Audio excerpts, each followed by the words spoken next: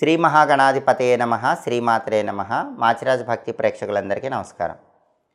ద్వాదశ రాశుల వాళ్ళకి అదృష్టం తొందరగా కలిసి రావాలంటే, శుభము లాభము చేకూరాలంటే పాటించాల్సినటువంటి తాంత్రిక పరిహారాలు ఏంటో ఈ వీడియోలో మనం తెలుసుకుందాం.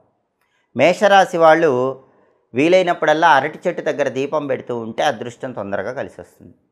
వృషభ రాశి వాళ్ళు వీలైనప్పుడల్లా రాహుకాలంలో దుర్గాదేవి ఆలయంలో నిమ్మదీపాలు వెలిగిస్తే అదృష్టం కలిసి వస్తుంది. అలాగే చవితి తిథి ఉన్నప్పుడల్లా వృషభ రాశి వాళ్ళు గణపతిని గరికతో పూజించి గరిక పోసల మాలిక అలంకరించాలి. మిథున రాశి వాళ్ళు బుధవారం పూట గణపతిని తెల్లజిల్లేడు పూలతో పూజించి తెల్లజిల్లేడు పూల మాలికను అలంకరించాలి. అలాగే వీలైనప్పుడల్లా మిథున రాశి వాళ్ళు రామాలయాల్లో రాముణ్ణి దర్శించి రామాలయ ప్రాంగణంలో దీపం వెలిగించాలి. కర్కాటక రాశి వాళ్ళు సోమవారం పూట శివుడికి పాలతో అభిషేకం చేసుకోవటం, పౌర్ణమి అమావాస్య తిథుల్లో దుర్గాదేవిని కుంకుమతో పూజించుకోవటం చేస్తే అదృష్టం కలిసి వస్తుంది. సింహరాశి వాళ్ళు తండ్రికి ఎక్కువ సేవ చేయాలి, తండ్రి ఆశీస్సులు తీసుకోవాలి. అలాగే సప్తమి తిథి ఉన్న రోజు జిల్లేడు పూల మాలికను గణపతికి సమర్పించాలి.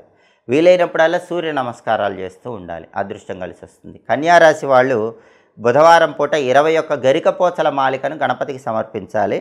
ప్రతి బుధవారం ఇంట్లో ఆవు నెయ్యి దీపం పెట్టుకోవాలి.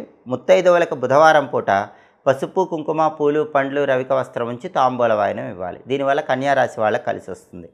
తులారాశి వాళ్ళకి అదృష్టం కలిసి రావాలంటే శనివారం ఆంజనేయ స్వామికి జిల్లేడు పూల మాలికను అలంకరించాలి. కాళికామాత ఆలయంలో శనివారం వేప నూనె దీపం పెట్టాలి. అప్పుడు తులారాశి వాళ్ళకి అదృష్టం కలుగుతుంది.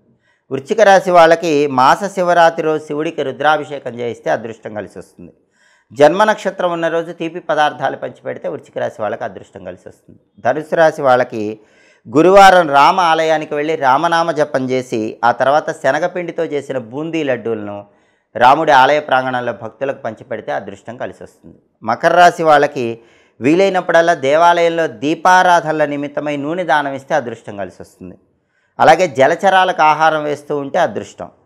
వెంకటేశ్వర స్వామి ఆలయంలో కూర్చొని గోవిందనామాలు చదివితే మకర రాశి వాళ్ళకి తొందరగా అదృష్టం కలిసి వస్తుంది. త్రయోదశి రోజు ప్రదోష కాలంలో శివపూజ చేసినా మకర రాశి వాళ్ళకి అదృష్టం కలిసి వస్తుంది. కుంభరాశి వాళ్ళు మంగళవారం పూట కాళికా అమ్మవారి ఆలయానికి వెళ్ళి దర్శనం చేసుకుని నిమ్మకాయల దండ సమర్పిస్తే అదృష్టం తొందరగా వస్తుంది. మాస శివరాత్రి రోజు శివాభిషేకం చేయించుకున్న అదృష్టం కలుగుతుంది. మీనరాశి వాళ్ళు అమావాస్య తర్వాత వచ్చే గురువారం రోజు పసుపు వస్త్రాలు ఎవరికైనా దానం ఇవ్వాలి. అలాగే ఉడకబెట్టిన శనగలు గురువారం ఎక్కడైనా ఆలయంలో భక్తులకు పంచిపెట్టాలి.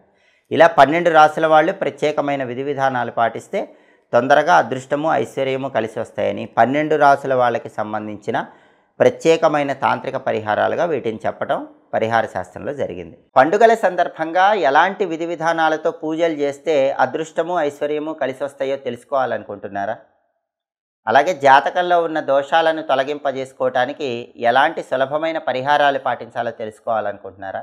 అయితే మా మాచిరాజ్ భక్తి ఛానల్ చూడండి. మా వీడియోస్ మీకు నచ్చినట్లయితే మా ఛానల్ లైక్ చేయండి, కామెంట్ చేయండి. మా ఛానల్ వీడియోస్ 10 మంది మిత్రులకు షేర్ చేయండి. మా ఛానల్ సబ్స్క్రైబ్ చేసుకోండి. పక్కనున్న బెల్ సింబల్ నొక్కటం మాత్రం మర్చిపోకండి. సర్వే జనాః సుఖినో భవంతు. స్వస్తి.